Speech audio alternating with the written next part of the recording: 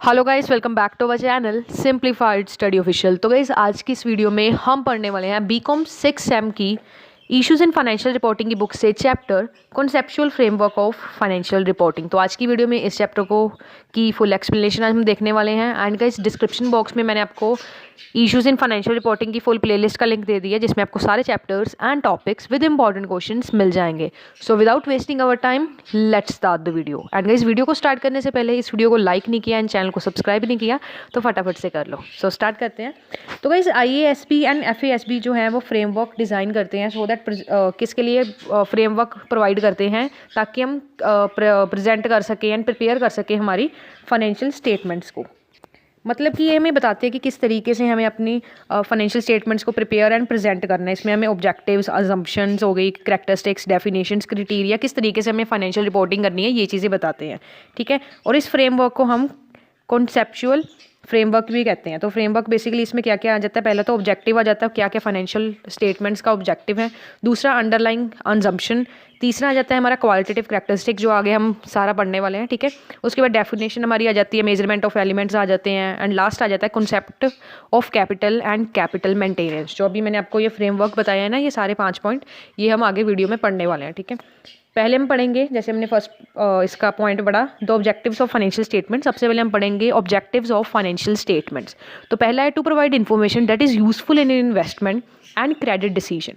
Financial statement का basically पहला objective यही होता है सो दैट ये हमें इन्फॉर्मेशन प्रोवाइड कर सके, जिससे हम जो इंपॉर्टेंट डिसीजंस होते हैं, हमारे क्रेडिट डिसीजंस हो गए, इन्वेस्टमेंट से रिलेटेड डिसीजंस हो गए, वो सारे हम इन्फॉर्मेशन ये यूज़ करेंगे। ठीक है, इंपॉर्टेंट डिसीजंस लेने के लिए।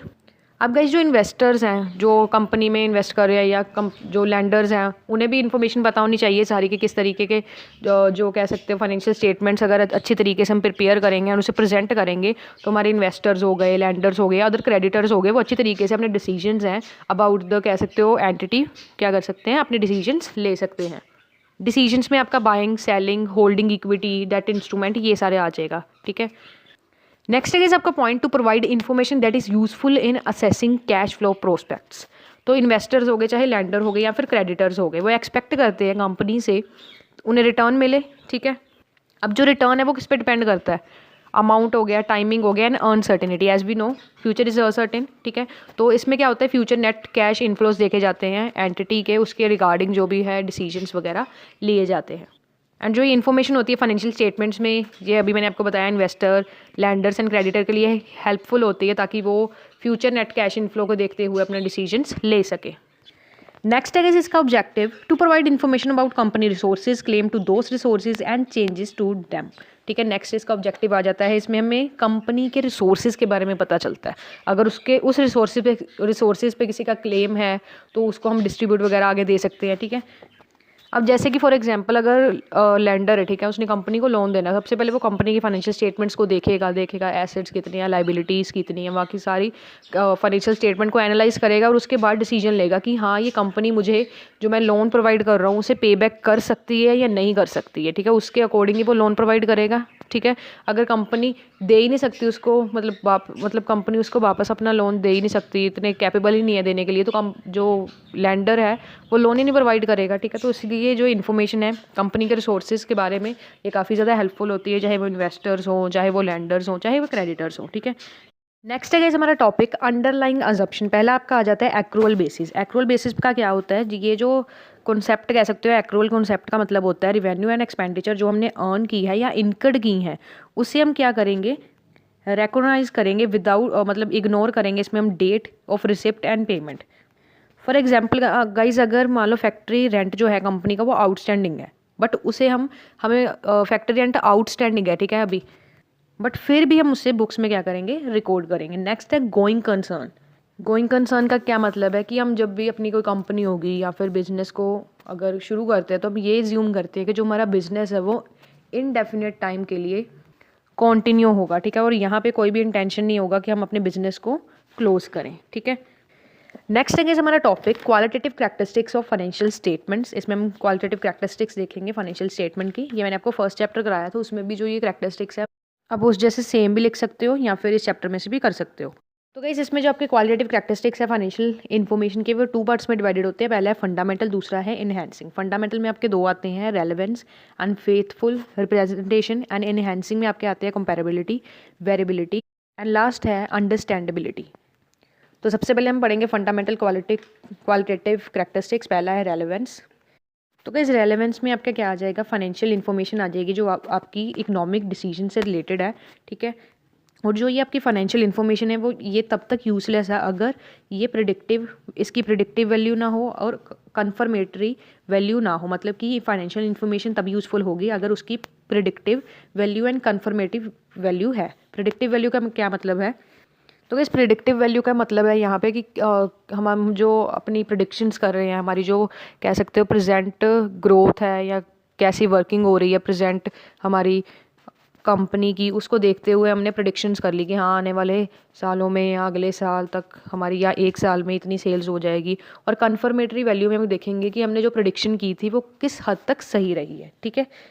नेक्स्ट है आपका मटीरियलिटी। मटीरियलिटी में आपकी क्या आ जाएगी, मान लो अगर कोई भी इन्फॉर्मेशन हमने बुक्स ऑफ अकाउंट्स में या फाइनेंशियल स्टेटमेंट में हमने डाली है, उसमें कोई ओमिट आ जाता है, कोई मतलब कह सकते हो कि कोई गलती हो जाती है, तो आपने उसके रिगार्डिंग जो है डिसीजंस लेने के किस तरीके से फाइनेंशियल इन्फॉर्मेशन को जो आप रिपोर्ट कर रहे हो उसे किस तरीके से आप इंप्रूव कर सकते हो या सही कर सकते हो, ठीक है।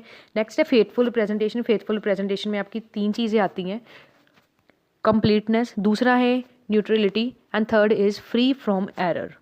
तो इस फेथफुल प्रेजेंटेशन में आपका आ जाता है कि जो आपकी फाइनेंशियल रिपोर्ट्स आप प्रेजेंट कर रहे हो एकदम फेथफुल होनी चाहिए, मतलब जो एक्चुअली हो रहा है वही चीज़ आप लिख रहे हो, ठीक है।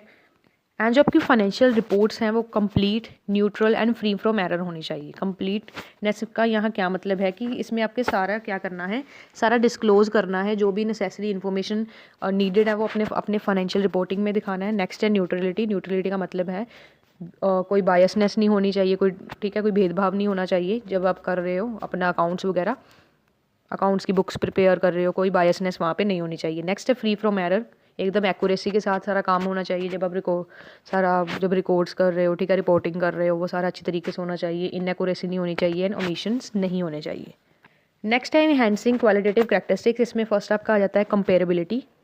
मतलब जो आपने इन्फॉर्मेशंस फाइनेंशियल रिपोर्टिंग में शो की हैं उसका आप इजीली कंपेयर कर सको, उसको इजीली कंपेयर कर सको, इस तरीके से आपने डाटा प्रेजेंट करना है। फॉर इसका एग्जांपल है गाइस, मान लो नेट प्रॉफिट है आपका अलग अलग सालों का 2019, 20, 21, ठीक है, आपके पास अलग अलग आ गया, तो आप अच्छी तरीके से कंपेयर कर सकते हो कि हाँ मुझे 2019 में इतना प्रॉफिट हुआ था, 20 में हमारा इंक्रीज़ हो रहा है या डिक्रीज़ हो रहा है, उसके रिगार्डिंग आप क्या ले सकते हो, डिसीजंस ले सकते हो। नेक्स्ट है आपका वेरीफेबिलिटी। इसका क्या मतलब है कि आपने जो इन्फॉर्मेशन जो भी प्रेजेंट की है उसे आपने वेरीफाई करना है कि इन्फॉर्मेशन सही है कि नहीं है। तो उस इन्फॉर्मेशन को किस तरीके से वेरीफाई करोगे, ऑब्वियसली गाइस उसे ऑडिट करवाओगे, ऑडिटर से उसे ऑडिट करवाओगे, सारी चीज़ें बैच करेगा ऑडिटर, ठीक है, कि हर जो चीज़ है वो अच्छे तरीके से एज़ पर द अमाउंट सारी बुक्स ऑफ अकाउंट्स में रिकॉर्डेड है या नहीं है, ठीक है, उसे वेरीफाई करवाओगे ऑडिटर से। नेक्स्ट है टाइमलीनेस। अब जो आपने इन्फॉर्मेशन प्रोवाइड करनी है अपने इन्वेस्टर्स को, लैंडर्स को, क्रेडिटर्स को, वो टाइम में करनी है, मतलब डिसीजन वो अच्छी तरीके से, मतलब आपको उनको जब इन्फॉर्मेशन चाहिए उससे पहले आपको प्रोवाइड कर देनी है ताकि वो अपना टाइमली डिसीजंस ले सकें। नेक्स्ट है अंडरस्टैंडेबिलिटी। अब जो गाइस आपकी फाइनेंशियल इन्फॉर्मेशन है वो एकदम प्रेजेंट आपने क्लियरली करनी है एंड कंसाइजली करनी है ताकि वो ईजिली आपको समझ आ सके, ताकि आप उसके रिगार्डिंग जो भी डिसीजंस वगैरह हैं वो अच्छी तरीके से ले सको। तो गाइस अभी तक हमने ऑब्जेक्टिव्स ऑफ फाइनेंशियल स्टेटमेंट्स पढ़े। नेक्स्ट अभी हमने पढ़े हैं underlying assumptions and qualitative characteristics भी हम पढ़ चुके हैं। नेक्स्ट आने वाली वीडियो में हम पढ़ेंगे इसके elements and concept capital and capital maintenance का, एंड उसका लिंक आपको डिस्क्रिप्शन में मिल जाएगा एंड इस चैप्टर के नोट्स का लिंक भी आपको डिस्क्रिप्शन में मिल जाएगा। वीडियो अच्छी लगी है तो लाइक ज़रूर करना एंड कमेंट करके ज़रूर बताना। आज की वीडियो में इतना ही। Thanks for watching.